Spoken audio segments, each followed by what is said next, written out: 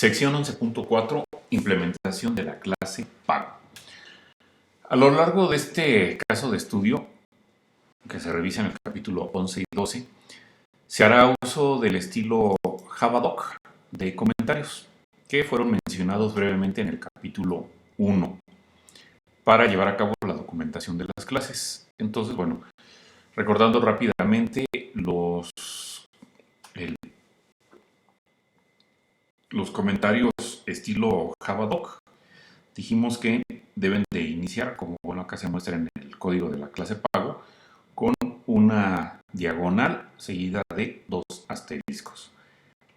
Y entonces el cierre del comentario va a terminarse o va a anotarse con un asterisco y una diagonal.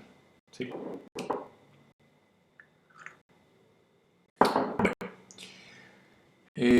entonces parte de lo que tenemos que revisar, bueno, pues es cómo leer y escribir comentarios de Javadoc. Y bueno, eso se ve en la siguiente sección.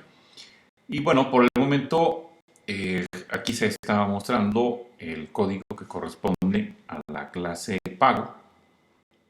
Entonces, bueno, el diseño de esta clase pues debe de observar lo que es el diseño, bueno, la implementación, perdón, de la clase pago. Debe observar el diseño que tenemos en el diagrama UML. Entonces, bueno, pues aquí está, bueno, aquí en la figura 11.1 está, pero creo que está más adelante. Pero bueno, de entrada hay dos atributos con acceso restringido llamado mes e importe. El primero es de tipo string y el segundo es de tipo double.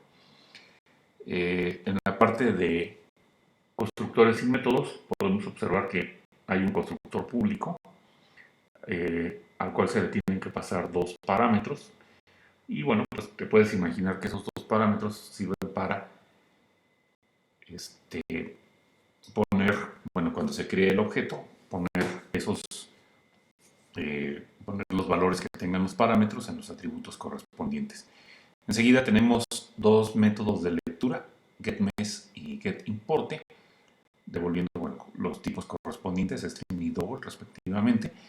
Y también, bueno, se está anulando el método toString.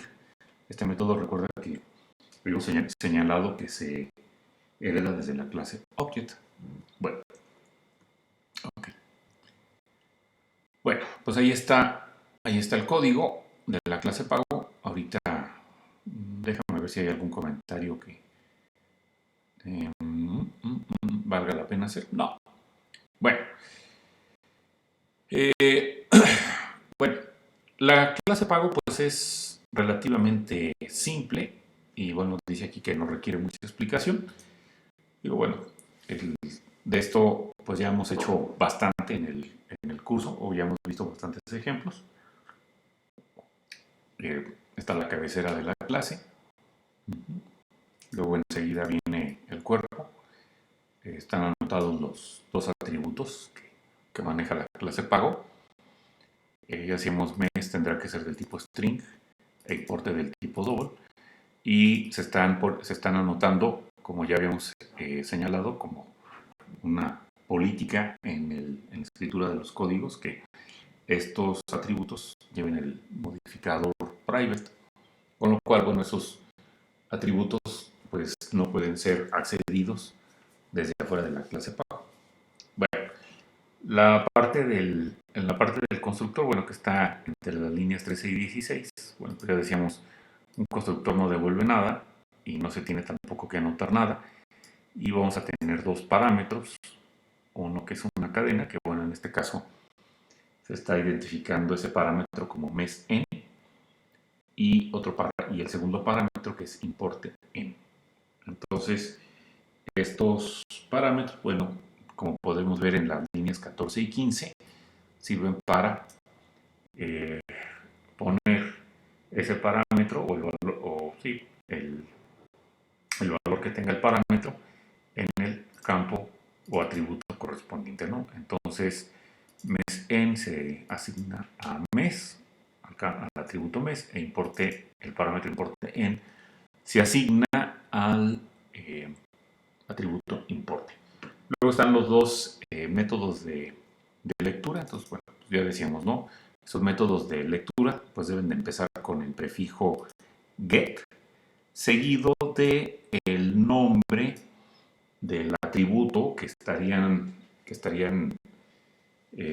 leyendo, lo que estarían, o el valor del atributo que estarían devolviendo. Entonces tenemos getMes y bueno, pues estos métodos de lectura pues, son muy fáciles de codificar. Pues un simple return seguido del atributo, ¿no? Y de igual manera, bueno, pues está implementado el otro método de lectura, getImporte, ¿verdad? Ambos devuelven, bueno, perdón, el primero devuelve una cadena y el segundo devuelve un doble. Y finalmente, bueno, se está anulando el método toString. Recuerda que este método viene desde la clase Object y se está utilizando esta etiqueta para indicarle al compilador que, bueno, estamos anulando bueno, se pretende anular un método. En el caso de que hayamos escrito algo mal en la parte de la cabecera, pues gracias a esa etiqueta que se está colocando, el compilador nos podrá informar que no se está anulando el método, ¿verdad? Bueno, y todo lo que hace este método, pues nos va a devolver una cadena que es la concatenación de un paréntesis de apertura seguido del atributo, del valor que tenga el atributo mes, concatenándole enseguida, bueno, una coma con un espacio, y luego aparecería el importe y se concatena un paréntesis de cierre. Entonces, esta cadena que se estaría obteniendo en esa expresión va a ser devuelta por el método toString. Y eso es todo lo que hace eso es todo lo que, bueno, lo que se refiere a la implementación de la clase Parrot. Bueno, se comenta que antes de que ustedes agarren esta clase o usen esta clase en un programa más grande, es necesario que se pruebe para saber si está trabajando confiablemente. Eventualmente, cuando esta clase es incorporada en el programa final, bueno, pues vamos a tener una clase Java FX llamada albergue para ejecutar la aplicación, pero necesitamos probar esa clase, la clase pago, antes de que se haya desarrollado un conjunto completo de clases. Esto era aquello, bueno, esto, como habíamos comentado, es parte de lo que nos permite hacer un lenguaje orientado al objeto y que podemos ir desarrollando poco a poco sin tener la necesidad de desarrollar todo el sistema. Y bueno, para el caso, bueno, para una situación como de prueba para esta clase, el tipo de prueba es una de tipo unitaria. Entonces, para poder probar unitariamente la clase, se requeriría implementar una clase separada, especialmente para ese propósito. Y esta clase nueva, pues va a contener el método main, por lo tanto, esa clase de prueba pues se puede ejecutar. Y va a actuar como un manejador para la clase original. El manejador pues es un programa especial diseñado para probar una clase particular. A lo largo de los capítulos que hemos estado revisando, pues ya hemos estado haciendo pues varios manejadores o varios probadores. Se les pide a ustedes que hagan alguna clase y luego parte de la actividad pues es generar un probador, ¿no?, para esa clase. Y hemos visto probadores muy simples, que solamente hacen algunas cuantas cosas, y hay otros probadores un poco más elaborados que, por ejemplo, utilizan un menú. Bueno, Entonces, en este probador y en los que hemos hecho previamente, pues necesitamos generar un objeto de la clase dada. En este caso, para nuestro manejador, pues vamos a tener que crear un objeto de la clase pago. Ya que tienes el objeto generado, entonces podemos probar el objeto llamando a los métodos que tenga este, este objeto. Cuando se prueba la clase generando objetos y llamando sus métodos, bueno, pues quisiéramos mostrar resultados en la pantalla. Por ejemplo, como los datos o los atributos que se estén guardando en el objeto. Y para eso, bueno, para ver los datos, ustedes podrían utilizar los métodos de lectura get apropiados, ¿verdad? Como se muestra, por ejemplo, aquí en este probador muy sencillito. Vemos que, decíamos, este probador pues necesita va a tener su método main, porque es una aplicación. Entonces decíamos que en primera instancia, pues ustedes deberán de crear un objeto de la clase que estarían probando. En este caso queremos probar la clase pago. Entonces se crea aquí el objeto y se asigna a la variable que se está ahí declarando, ¿no? Entonces se declara una variable de tipo pago llamada P1 y ya después enseguida, si recuerdas esta clase pago, pues no tiene muchos métodos, ¿no? Tiene un constructor, tiene dos métodos de lectura y tiene el método toString. Bueno, entonces, en el caso particular, bueno, se hace una salida a pantalla donde se muestra lo que es el valor del atributo mes, y también se hace una salida a pantalla donde se muestra el valor del atributo import. Entonces, para hacerlo, bueno, pues ahí se utiliza el método println, donde se está concatenando la cadena literal que aparece encerrada entre comillas, junto con la llamada al método de lectura correspondiente. Bueno, y una vez que ustedes ejecuten el código, bueno, pues esto es lo que debería de verse en la pantalla. Bueno, como dice aquí, puede ser necesario tener varias declaraciones de salida, como esta en la aplicación final. Bueno, esta no tiene muchas, tiene solamente dos. Pero pues es bastante latoso recuperar información de un objeto durante la fase de prueba, pues usando tantos métodos de lectura.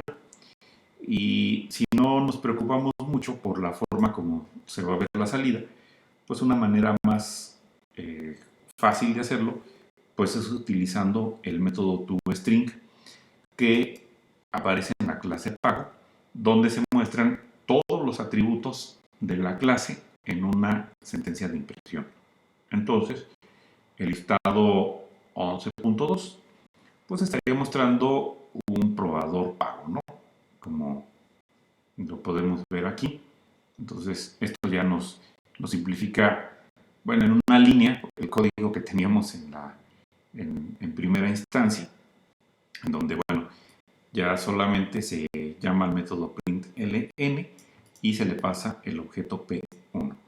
Entonces, cuando ustedes le pasan un objeto al método println o print, de manera implícita se estaría llamando al método toString que, bueno, que esté para la clase pago, ¿no?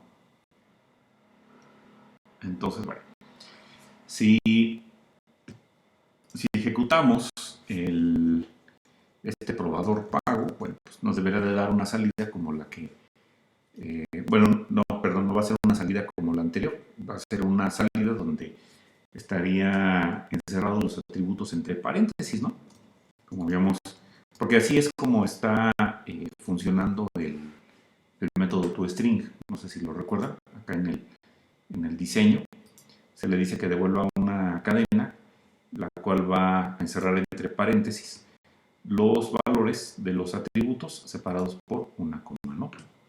Entonces, al ejecutar la clase probador pago, bueno, pues ya vemos que efectivamente, encerrado entre paréntesis, aparecen los dos atributos, ¿no? Uno es el mes y el otro es el importe, ¿no? Entonces, bueno, pues de esa manera, pues ya tuvimos un probador muy simple para la clase pago. Bueno, por supuesto que si nuestra clase a la cual le vamos a aplicar una prueba unitaria tuviera muchos campos, pues realmente es muy útil el método toString. Bueno, vamos a revisar otras partes del sistema, para lo cual pues vamos a ver qué es lo que tendríamos que hacer. Podríamos regresarnos a donde está la parte del diseño. Ya en este momento ya tengo implementada o codificada la clase pago. Entonces ya podríamos codificar ahora la clase lista pagos y también pues hacer su probador. Nada más que en este caso pues ya estaríamos hablando de una prueba de integración, porque no nada más tenemos que probar a la clase lista pagos, sino que de manera implícita pues también estaríamos utilizando a la clase pago. Bueno, entonces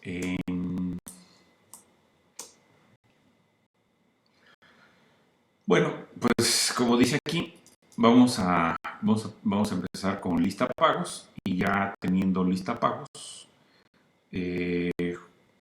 bueno, nos haría falta por ahí desarrollar la clase inquilinos, pero bueno, la clase lista inquilinos también está utilizando un ArrayList para manejar, para manejar las colecciones de objetos.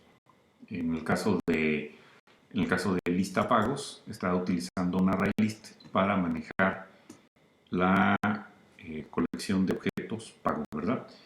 Y la clase lista inquilinos tiene un ArrayList para manejar pues lo que son objetos del tipo inquilino. Entonces, bueno, se empieza con lista pagos, y eso pues es lo que estaríamos revisando en la siguiente sección.